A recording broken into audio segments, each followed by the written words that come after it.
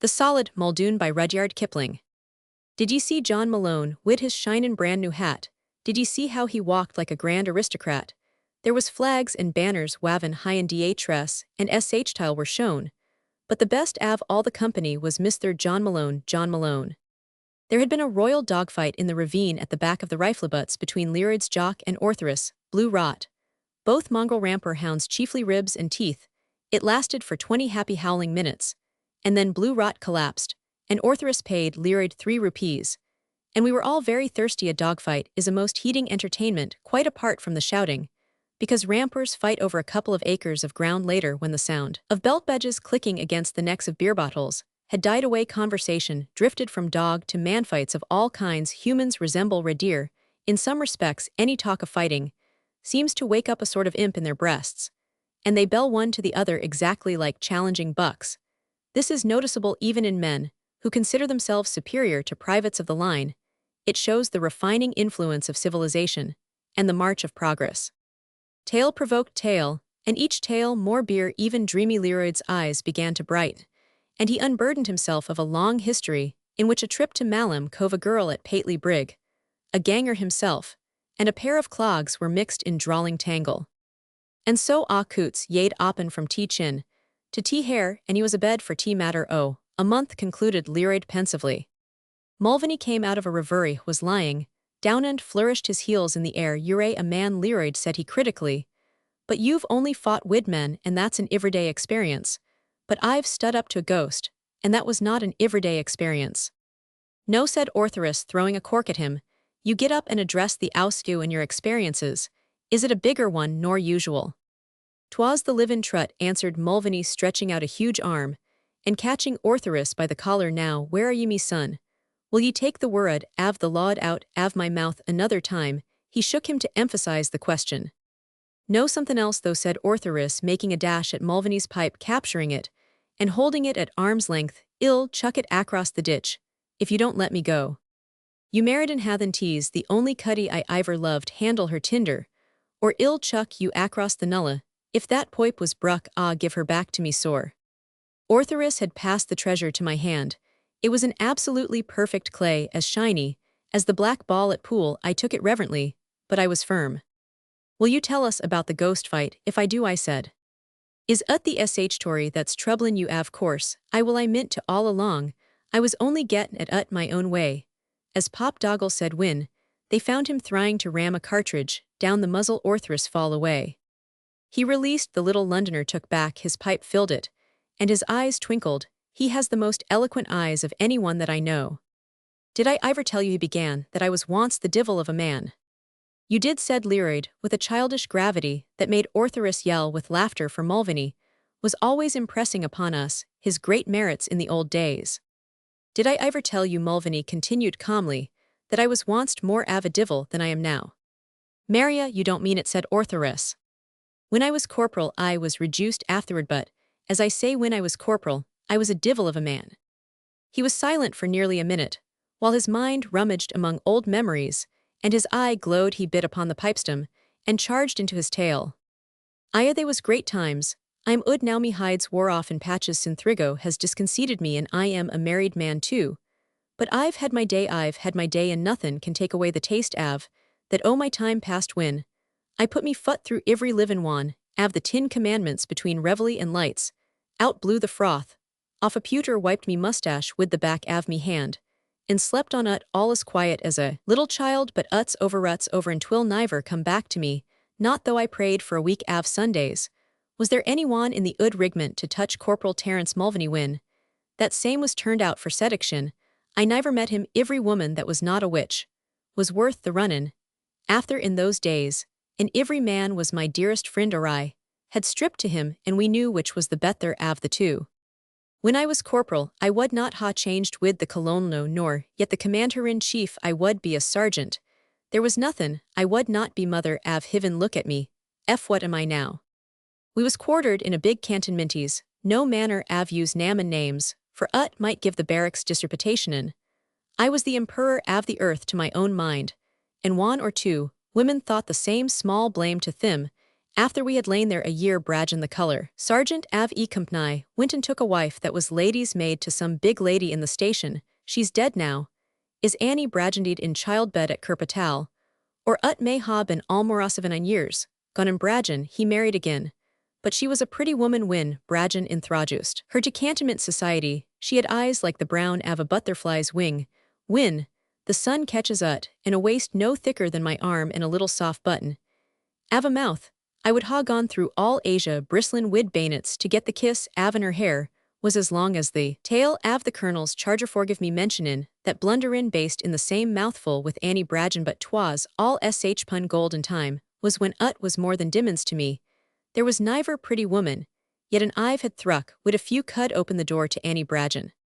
'Twas in the Catholic chapel, I saw her first me oi roiling round as usual to see what was to be seen you're too good for Brajan my love thinks I to meself. But that's a mistake I can put straight, or my name is not Terence Mulvaney. Now take my word for you orthress there in Learied and Cape out, av the married quarterses, I did not know good iver comes av ut. And there's always the chance av your bane found wid your face in the dirt, a long picket in the back av your head in your hands, playing the fifes on the tread, av another man's doorstep.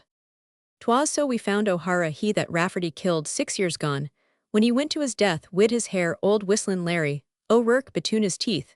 Cape out av the married quarters I say, as I did not tease unwholesome tease dangerous, and tease everything else that's bad but oh my soul tease swat while ut lasts. I was always hangin' about there when I was off duty and Brajan wasn't, but niver a sweet word bayon ordinar did I get from Annie Brajan tease.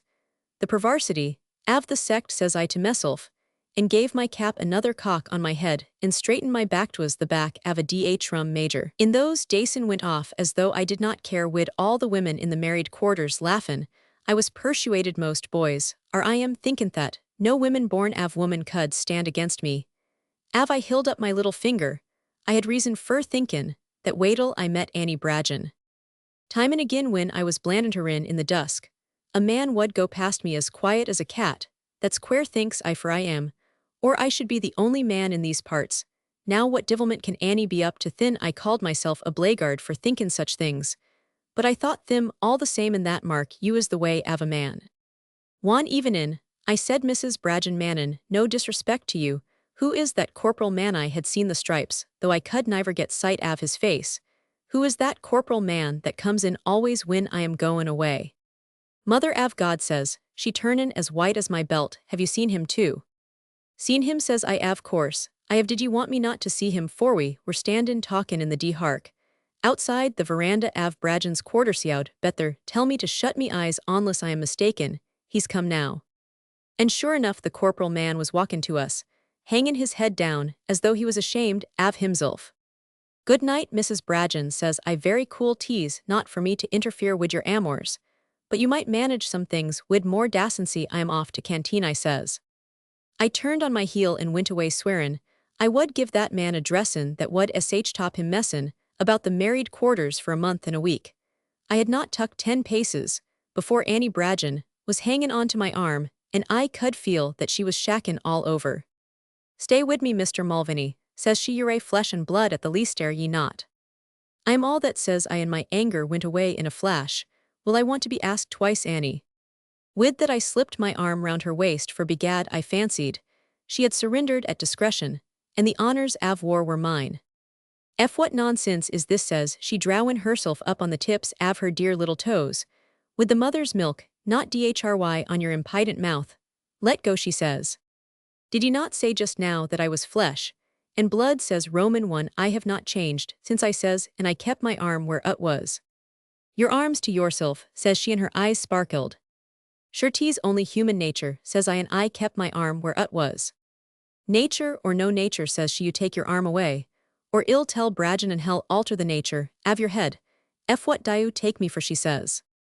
A woman says I the prettiest in barracks. A wife says she the straightest in cantonments. With that I dropped my arm fell back 2 paces, and saluted for I saw that she meant what she said. Then you know something that some men would give a good deal to be cert, of how could you tell, I demanded, in the interests of science. Watch the hand said Mulvaney, av she shut her hand tight thumb down over the knuckle take up your hat and go yowl, Only make a fool av yourself, av you shte. But av the hand lies open on the lap, or av you see her thryin' to shut out and she can't go on she's not past reason in wid. Well, as I was sayin', I fell back, saluted and was goin' away. Shte, wid me, she says, look, he's comin' again. She pointed to the veranda, and by the hoyt av impartnence, the corporal man was comin' out av Brajan's quarters. He's done that these 5 evenin's past, says Annie Brajan. Oh, what will I do? Hell not do ut again, says I, for I was fightin' mad. Cape way from a man that has been a thrifle crossed in love, till the fevers died down he rages like a brute beast. I went up to the man in the veranda mannin, as sure as I sit to knock the life out av him he slipped into the open. What are you doin' philanderin' about here? Ye scum av the gutter, says I, polite to give him his warnin', for I wanted him ready.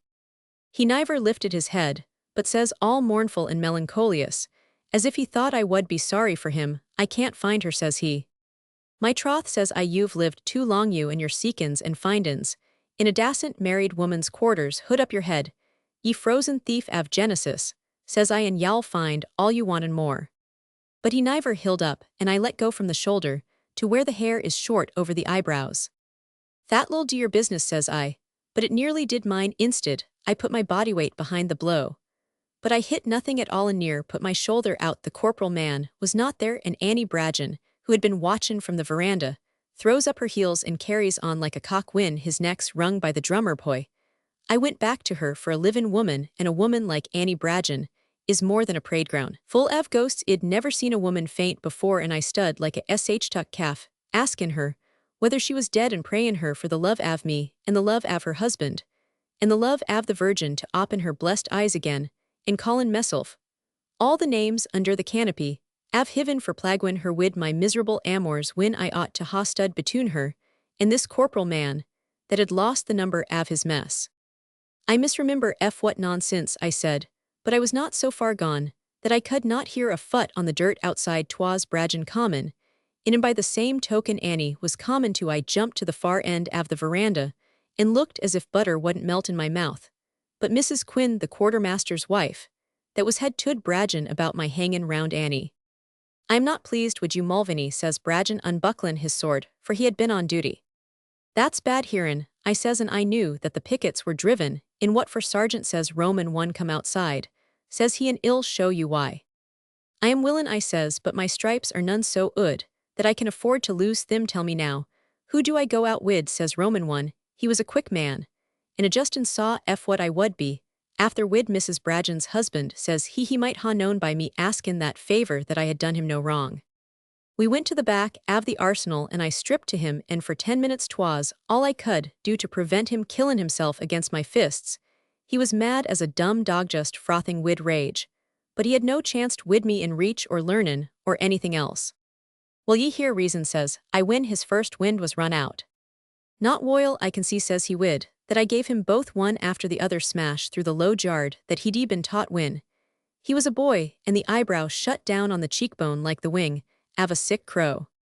Will you hear reason now, ye brave man, says Roman 1. Not woil I can speak, says he, staggerin' up blind as a stump. I was loath to do ut, but I went round and swung into the Jossidian, and shifted at a half pace to the left. Will ye hear reason now, says I can't keep my temper much longer, and tease like I will hurt you. Not woil I can stand, he mumbles out av one corner av his mouth. So I closed and threw him blind dumb and sick, and jammed the jaw straight. You're an ood fool, Mr. Brajan, says Roman 1. You're a young thief, says he, and you've bruck my heart, you and Annie betune you. Then he began cryin' like a child as he lay. I was sorry, as I had never been before. 'Tis an awful thing to see a strong man cry. I'll swear on the cross, says Roman 1. I care for none av your oath, says he. Come back to your quarters, says I, and if you don't believe the livin', begad you shall listen to the dead, I says. I hoisted him and tuck him back to his quarters. Mrs. Brajan, says I, here's a man that you can cure quicker than me. You've shamed me before my wife, he whimpers. Have I so, says Roman 1. By the look on Mrs. Brajan's face, I think I am for a dressin' down worse than I gave you. And I was. Annie Brajan was woiled wid indignation.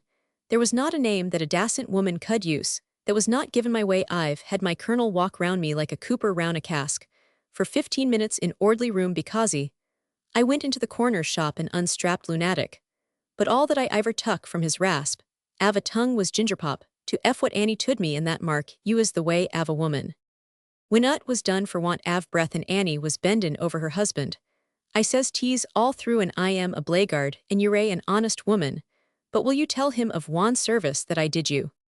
As I finished speakin', the corporal man came up to the veranda, and Annie Bragen queeled the moon was up and we could see his face. I can't find her, says the corporal man, and went out like the puff, av a candle. Saints stand between us, and evil, says Bragen crossin' himself, that's Flahy av the Tyrone. Who was he, I says, for he has given me a dale av fightin' this day. Bragen told us that Flahy was a corporal, who lost his wife av cholera in those quarters, 3 years gone and went mad and walked, after they buried him huntin' for her. Well, says I to Bragen, he's been hookin' out av purgatory to Cape Company wid Mrs. Bragen ivery evenin' for the last fortnight, you may tell, Mrs. Quinn, wid my love, for I know that she's been talkin' to you, and you've been listenin', that she ought to onderstand the differ twixt a man and a ghost. She's had 3 husbands, says I, and you've got a wife too good for you instead, av which you lave her, to be bothered by ghosts onin. All manner av evil spirits ill niver go talkin' in the way av politeness to a man's wife again. Good night to you both, says I, and wid that I went away havin' fought wid woman man, and divil all in the heart, av an hour by the same token, I gave Father Victor 1 rupee, to say a mass for Flahy's soul, me havin' discommoded him by sticking my fist into his system. Your ideas of politeness seem rather large, Mulvaney, I said. That's as you look at ut, said Mulvaney calmly. Annie Bragen niver cared for me for all that I did not want to leave anything behind me, that Bragen could take hood av to be angry wid her about when, and honest word cud, ha cleared all up, there's nothing like oppen speakin'. Orthris ye scut, let me put me oi to that bottle for my throats, as dhry as when, I thought I would get a kiss from Annie Bragen, and that's 14 years gone I a Cork's own city, and the blue sky, above utan the times that was.